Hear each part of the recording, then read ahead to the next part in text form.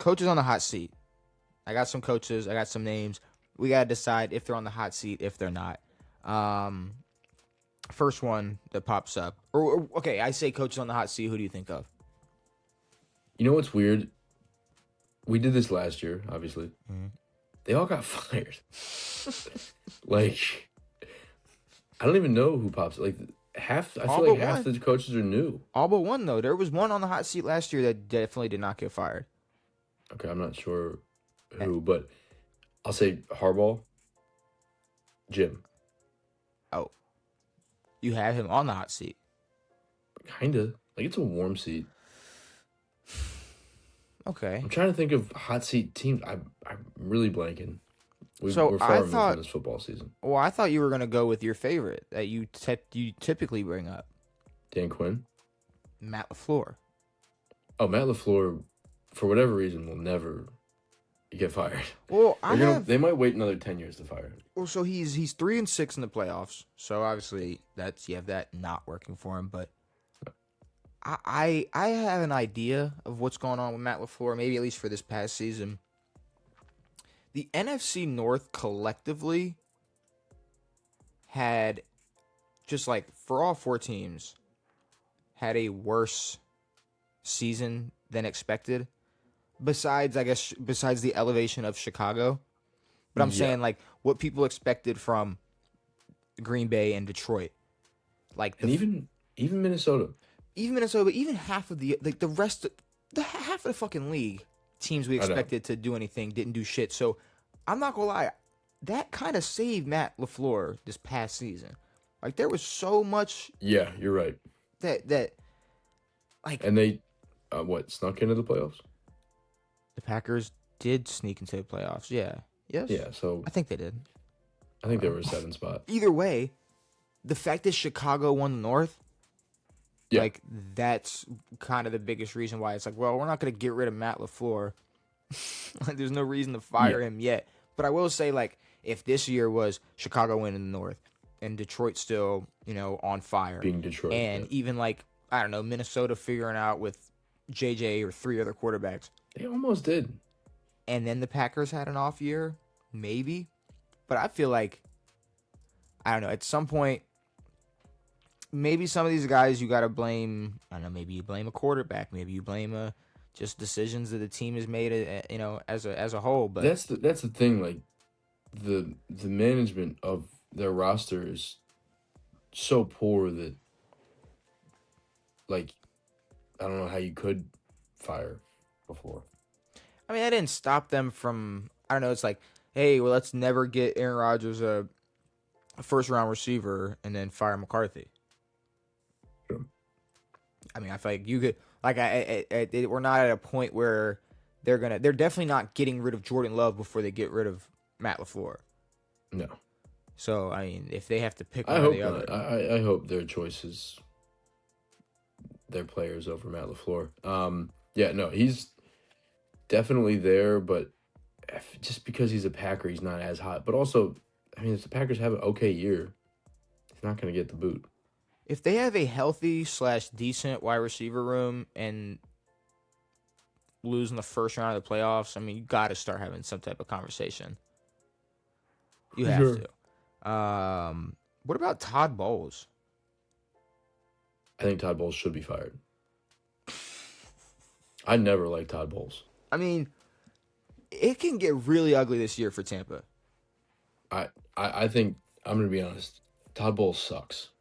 Like, we'll have a more in-depth conversation about what, Tampa could do to keep their heads above water. But, I mean, if they don't win the South, I don't see a way Todd Bowles keeps his job. Fuck no. Yeah, I don't want to say I'm surprised that Todd Bowles still has a job. Like, he's done all right with these teams. But yeah, there's nothing keeping him there. No. And their defense he's a defensive guy. Yes. Their defense was fucking awful last year. Like, what the fuck is keeping Todd Bowles in that position? I don't fucking know. He's not bringing anything offensively, and he's bringing zilch to that. Because, I mean, there were games where they, lost 40-something to 38 or whatever the fuck it was. I think maybe injuries has kept him around, possibly. Yeah, no, they've been shot over and over, and age of that team, and I mean, Levante David is now retired, which like fucking 14 years in the league is crazy. But yeah, he's definitely on the hot seat for sure. He's got to be on the hot seat, and I'll say, but you got to get like a really good, you got to get a perfect example of the Bucks this year. Like they got to figure out the wide receiver room, and you got to keep Baker healthy. I'd say even so, if they have a bad year, regardless, I think he's done. I think it's just time.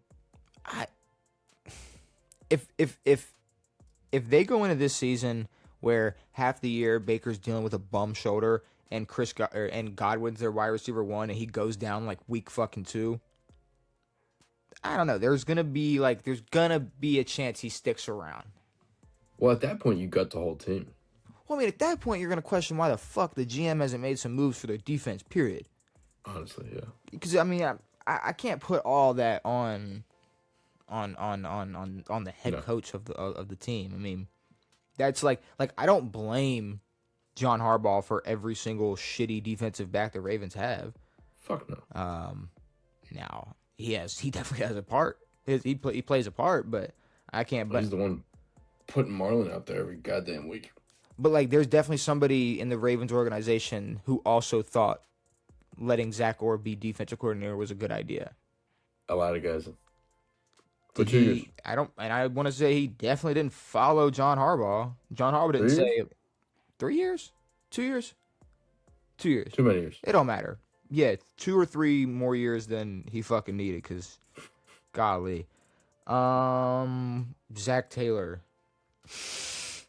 Yes, but again, like another guy who like should have been fired. His seat is, but at the same time, is getting destroyed by his organization. But his seat is on fire. Like, it's burnt. He might be flame retardant. He's sitting on rubble. Like, he might just not like have the ability to. He does not catch on fire. No, he does not. Like, well, he has the. Oh, it's like are the Bengals like dumb and smart at the same time? Where they're like, "Hey, we really screwed you, Zach Taylor. Like we've given you nothing on purpose, and this is why we haven't fired you yet." Like I don't know what the logic there is. I mean, I don't have an answer for you. I don't know. Like, try to find maybe like if this is the team you're rocking with, try to find a head coach who can do something with this. I know it's probably an impossible task, but to keep running with Zach Taylor is a huge waste of time. Yeah, I don't know, because making the head coach change,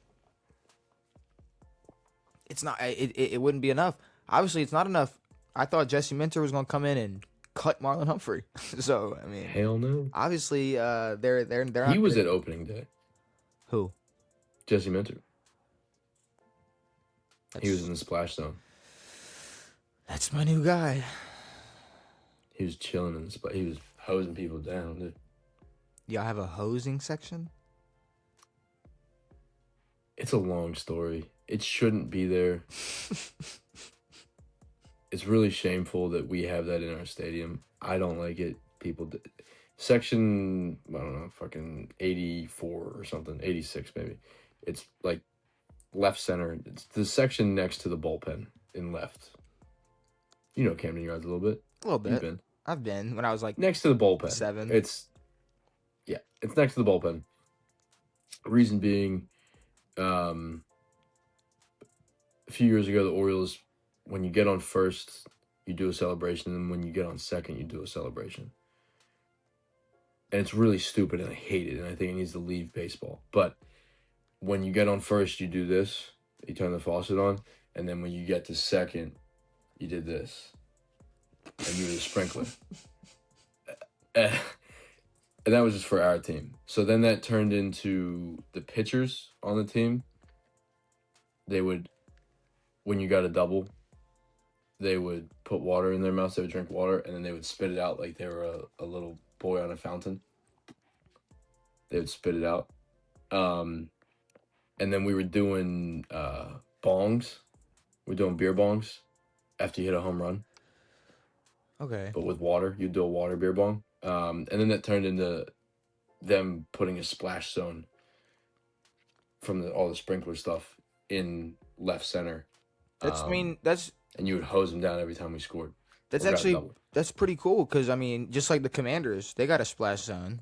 Like we do that section fecal matter where the gutter, the fucking sewer was breaking loose, and I mean, I think every DMV oriented just from DC to Baltimore should just have splash zones. I guess you guys should have a splash zone. I fucking was. I was gonna try to come up with something stupid. I don't know what your splash zone would be. I don't know. I was gonna make a poor taste. There was not a good joke that was gonna come out of. There's nothing there. Hey, what splashes in Baltimore? I don't know. Fucking fiends. Like I don't know what is splashing in Baltimore. Surprisingly, they're really good at like I don't know, staying out of the water. Well, I mean, it's cold for half the year. Not just. Sure. I mean, most of the time they're just bent the fuck over. They're fine. They'll be all right. Leans are awesome. Are we talking about some coaches? Zach Taylor? Zach Taylor's a bomb. Who's in the hot seat? Can I bring up one that might be shocking? Go ahead. Maybe he's on the list. Probably not. Dan Campbell.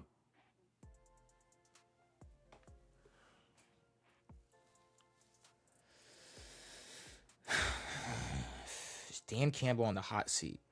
I think if this Lions team, if you come in full health, this Lions team, and again, we know you don't have Ben Johnson. We know he's not running this offense. To see what he did in Chicago, and then to see what happened in Detroit when he left with a relatively healthy Lions team. Mm-hmm. That offense was not hurt. Both running backs, you had Amon-Ra, you had Laporta, you had Jared Goff. You had the pillars of your offense. You had Jameson Williams. You win 9 games. That's a fucking shame. If that happens again, he better be gone. 100%. If that team's healthy and they miss the playoffs, he's gone. And maybe this is a weak take. I think if it happens again, it's his second strike. Maybe. I think this was the first strike. I don't think the year prior, it's not like he had to get it done. It's what he did that year is what made it so shocking of an underproductive season they had this year. I think this would be a second strike, and you get one more chance. Yeah.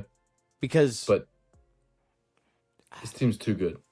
Like, you gotta, and I mean, maybe this doesn't mean much, but you kind of gotta have, like, the city or the team turn on him. Like, they still love Dan Campbell. They do still love him, I know. They're not, if the team loves him after a 9-win season, I mean, hey, we're Detroit. We used to win no games. You're right. So, hey guys, maybe we're okay with this. We went from nothing to, I like this. Dude, if we could get 9 wins consecutively for the next 10 years, that's... All right, we do forget that they were kind of doing that a little bit. They weren't winning 9 games, but they were cruising. If Detroit stayed above 500 for the next 10 years, those Detroit fans, they have experienced the most success than any Detroit Lions fan ever. Yeah, you're right. Which is fucking crazy. So I think... Shit, same thing. No. I'll tell you, I do got a Dan on the list. Dan... Who? Quinn? Quinn. I said Dan Quinn earlier. Did you? Sorry, I didn't hear. But when Dan you were Quinn? making me guess who the first guy was. Oh, well, Dan Quinn's on this list. Dan Quinn still has a job because of 2024. Dan Quinn, yes, has a job because of that. And he also has a job because I guess we didn't realize that you could Joe Brady a team. What you mean? Fire your head coach, promote your OC. We didn't know you could do that. Why does Cliff Kingsbury still not have a job? He does. I think he works for the Rams, but not in a. He works for the Rams? I think he's at the Rams. He went to the Rams. Sorry, but keep going about. But, like, that's why Dan Quinn has a job. Is he at the Rams? Assistant head coach of the Rams. Yeah, exactly. Look out for the Rams. We're gonna see some fucking fireworks over there. But I know Dan's a glue guy.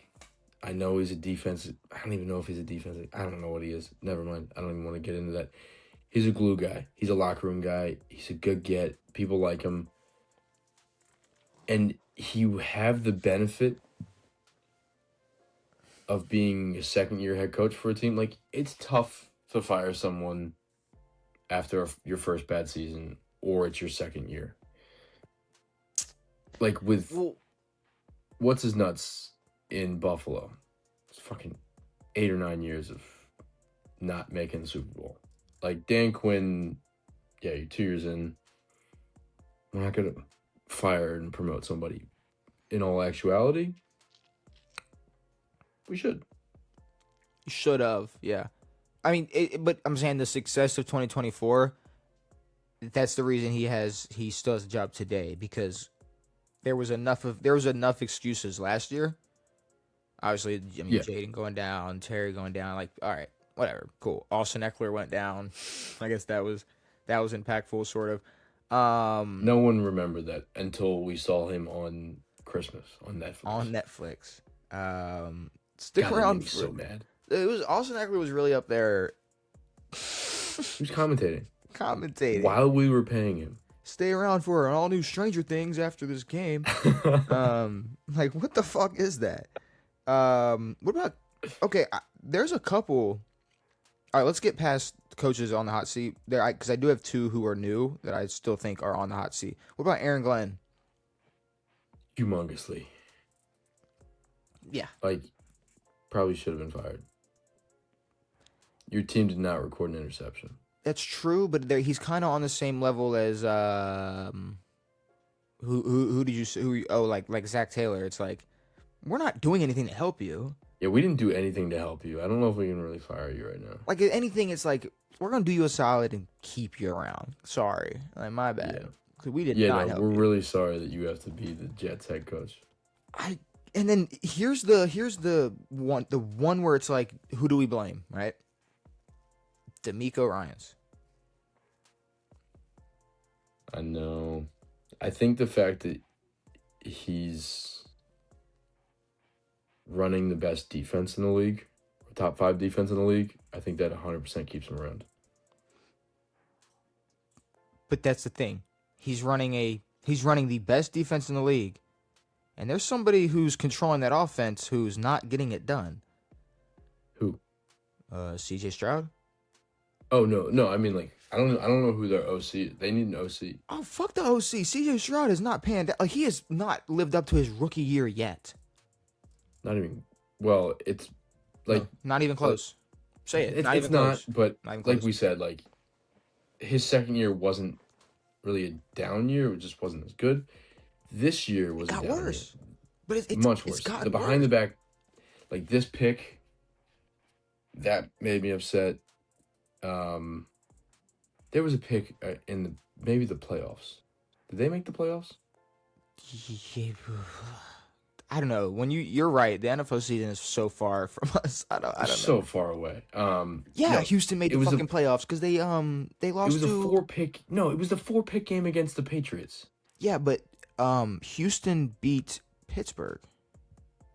You're right. In the playoffs, Houston, right? In the playoffs. Houston beat. Yeah. The first round of the playoffs is now a fucking joke. 10 years ago. Or at least it was this year. It really was this year. It was a fucking absolute joke. But no, it was the Patriots game.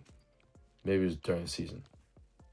Yeah, it was Drake May played horribly, but CJ Stroud threw 4 picks and one of them ran backwards and then just launched it like that. Yes. It was awful. Yes. Now but I he threw 4 exactly picks. And then everyone was like, guys, the Patriots are good.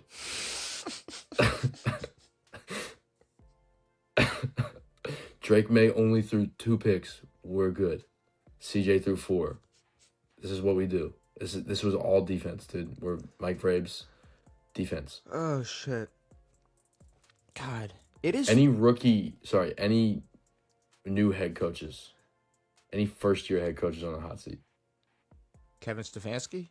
I was just about to say Stefanski. I think he gets a pass, though. He's going to get a pass this year with their quarterback room. With this quarterback room? How do you not get a pass? Bottom.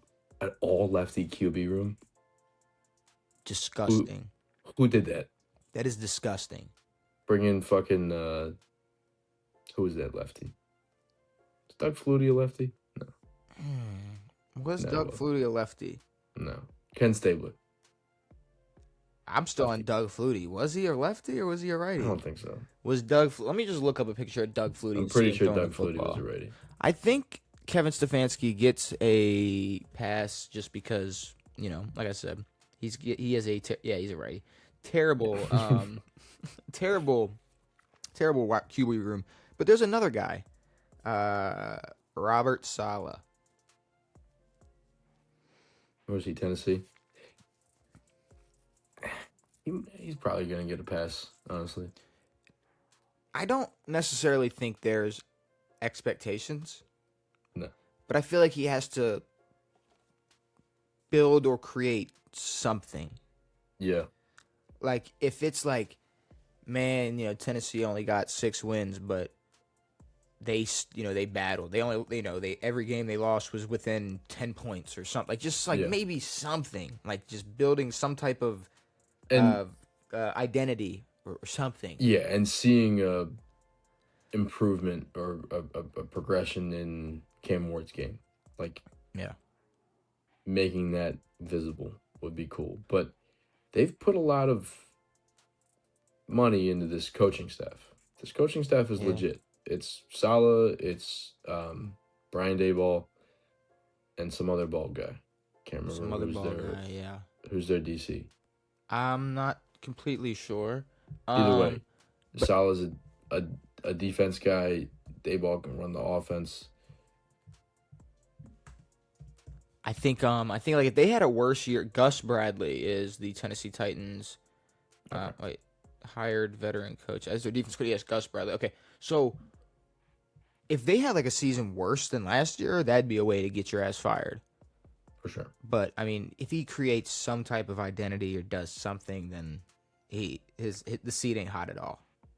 No, and I mean, he kind of did it with the Jets. Like, they liked Saleh. It was just, at least that first year with Zach Wilson. If you don't have Aaron Rodgers come to the Jets, Robert Saleh might still have a job. True. He might. But I think he has something a little better in Tennessee where, like, the Titans could build around Saleh. Like, I mean, Vrabel, like, people love Vrabel in Tennessee. Yeah. Everyone loved Vrabel. Mm-hmm.